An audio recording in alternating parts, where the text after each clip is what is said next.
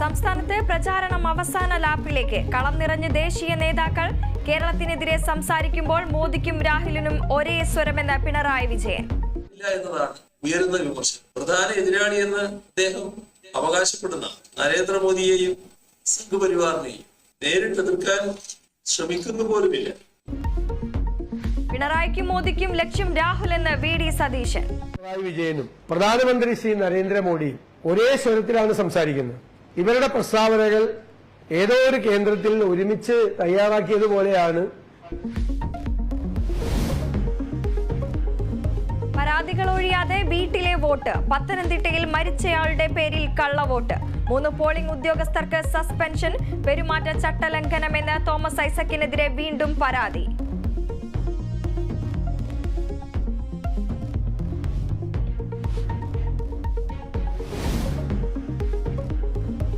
K ശൈലജയ്ക്കെതിരായ cyber അധിക്ഷേപത്തിൽ വീണ്ടും case.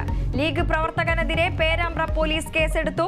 Rajeev Chandrasekhar വോട്ടർമാർക്ക് പണം നൽകുന്നുവെന്ന ആരോപണം. ശശി തരൂരിനെതിരെ സൈബർ പോലീസ് കേസെടുത്തു. സംവിധായകൻ ജോഷിയുടെ വീട്ടിലെ മോഷണത്തിൽ പ്രതി പിടിയിൽ. മുംബൈ സ്വദേശി മുഹമ്മദ് ഇർഷാദിനെ കസ്റ്റഡിയിലെടുത്തത് കർണാടകയിൽ നിന്ന്. മോഷ്ടിച്ചത് സ്വർണ്ണാഭരണങ്ങൾ ഉൾപ്പെടെ 1 കോടി രൂപയുടെ വസ്തുക്കൾ. തിരുവനന്തപുരത്ത് പിറന്നാൾ ആഘോഷത്തിനിടെ സംഘർഷം. 4 പേർക്ക് കുത്തേറ്റു.